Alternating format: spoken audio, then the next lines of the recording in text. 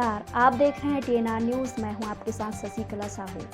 साल 2023 भारत की राजनीति के लिए एक महत्वपूर्ण साल होने वाला है, क्योंकि इस साल कई राज्यों में विधानसभा के चुनाव होने हैं, जिसमें राजनीतिक दलों की जीत और हार 2024 के लोकसभा चुनाव के लिए निर्णायक साबित हो सकती है। नागालैंड, त्रिपुरा, मेघालय और कर्नाटक में 2023 में विधानसभा चुनाव हो चुके हैं। मिजोरम, छत्तीसगढ़, मध्य प्रदेश, राजस्थान और तेलंगाना में 2023 के अंत में विधानसभा चुनावों का बिगुल बज जाएगा। लेकिन आज हम बात करेंगे कर्नाटक में हुए विधानसभा चुनाव की। कर्नाटक में इस बार सीधा मुकाबला बीजेपी और कांग्रेस के बीच था। दोनों पार्टियों ने सत्ता में आने के लिए अपना पूरा जोर लगाया, लेकिन कर्नाटक का रिकॉर्ड रहा है कि यहां 38 सालों में किसी भी पार्टी की सत्ता में वापसी नहीं हुई। और इस साल हुए विधानसभा चुनाव में ऐसा ही कुछ हुआ। कांग्रेस पार्टी ने अपने दम पर प्रचंड बहुमत हासिल कर आराम से सरकार बनाया और दक्षिण भारत में अपना पैर जमा रही भाजपा को सत्ता से बाहर कर दिया। आपको बता दें, चुनाव नतीजे आने के एक हफ्ते बाद ही कर्नाटक में 20 मई को सिद्धारमैया ने मुख्यमंत्री पद की शपथ ली। DK शिवकुमार उप मुख्यमंत्री बनाए गए। वहीं कांग्रेस अध्यक्ष मल्लिकार्जुन खड़गे के बेटे प्रियांक खड़गे समेत 8 मंत्रियों को भी राज्यपाल थावरचंद गहलोत ने शपथ दिलाई। कर्नाटक विधानसभा चुनाव 2023 में कांग्रेस ने बड़ी जीत हासिल कर भाजपा से सत्ता छीन ली। इसके लिए 10 मई को एक ही चरण में वोटिंग हुई थी। 224 सदस्यीय सदन में कांग्रेस ने 135 सीटें जीती, जबकि सरकार बनाने के लिए जादुई संख्या 113 है। 2018 में 104 सीटें जीतने वाली भाजपा सिर्फ 66 सीटें ही जीत सकी, जबकि जनता दल सेक्युलर सिर्फ 19 सीटों पर सिमट गया। इस बार 4 निर्दलीय चुनाव जीते। अगर विश्लेषण पर नजर डालें तो साफ है कि बीजेपी ने उत्तरी कर्नाटक के कुछ हिस्सों में खराब प्रदर्शन किया, जहां वो मजबूत मानी जाती है। कांग्रेस के वोट शेयर से पता चलता है कि उसने हर क्षेत्र में अच्छा प्रदर्शन किया, खासकर उत्तरी कर्नाटक और पुराने मैसूरू क्षेत्र में। कांग्रेस ने 42.9% वोट शेयर दर्ज किया, जबकि भाजपा केवल 36% ही वोट हासिल कर सकी। दूसरी ओर जनता दल सेक्युलर ने 13.3% वोट हासिल किए।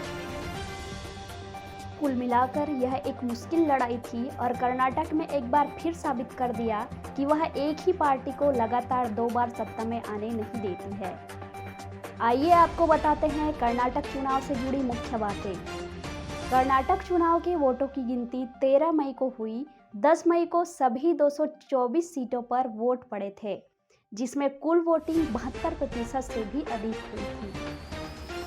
कर्नाटक में 224 विधानसभा सीटों के लिए 10 मई को वोटिंग हुई थी। इसके परिणाम 13 मई को आए। कर्नाटक की 224 सीटों पर 10 मई को सिंगल फेज में 73.19% वोटिंग हुई है। इस बार कर्नाटक में 2018 के चुनाव से 1% ज़्यादा वोटिंग हुई है। राज्य में 5.31 करोड़ वोटर और 2615 कैंडिडेट हैं। कर्नाटक में फिलहाल 5.31 करोड़ वोटर हैं, जिनमें 2.59 करोड़ महिला मतदाता हैं। वहीं 16,976 वोटर ऐसे हैं जिनकी उम्र 100 साल से ऊपर है। 4,699 थर्ड जेंडर के मतदाता है और 9.17 लाख ऐसे वोटर हैं जो पहली बार वोट डालेंगे। 5 लाख विकलांग मतदाता हैं। राज्य की 224 सीटों में से 36 आदिवासी और 15 दलित समुदाय के आरक्षित सीटें हैं। इस बार भाजपा के लिए PM नरेंद्र मोदी समेत पार्टी के बड़े नेताओं ने 450 से ज़्यादा रैलियां की, 100 से ज़्यादा रोड शो भी किए। वहीं राहुल, प्रियंका और सोनिया ने 31 से ज़्यादा सभाएं की। कांग्रेस ने चुनावी अभियान में भाजपा सरकार के भ्रष्टाचार को मुद्दा बनाया। वहीं भाजपा ने बजरंगबली, बजरंग दल, आतंकवाद को मुद्दा बनाया। कर्नाटक चुनाव में भी बीजेपी, कांग्रेस और JDS समेत तमाम पार्टियों ने इन जातियों को लुभाने की पूरी कोशिश की थी। लिंगायत और वोक्कलिगा जाति की ताकत का अंदाजा इसी बात से लगाया जा सकता है कि कर्नाटक के कुल 23 मुख्यमंत्रियों में से लिंगायत जाति से सूबे को 8 मुख्यमंत्री मिले हैं, तो वोक्कलिगा जाति से 7। पिछले 2018 विधानसभा चुनाव में 72% से भी ज़्यादा वोटिंग हुई थी। कर्नाटक में पहली बार 94,000 से अधिक सीनियर सिटीजन्स और दिव्यांगजनों ने घर से वोट डाला। कर्नाटक की 224 सीटों पर 2614 उम्मीदवार मैदान में थे।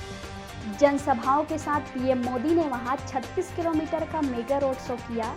इस मेगा रोड शो के जरिए उन्होंने 17 सीटों को कवर किया।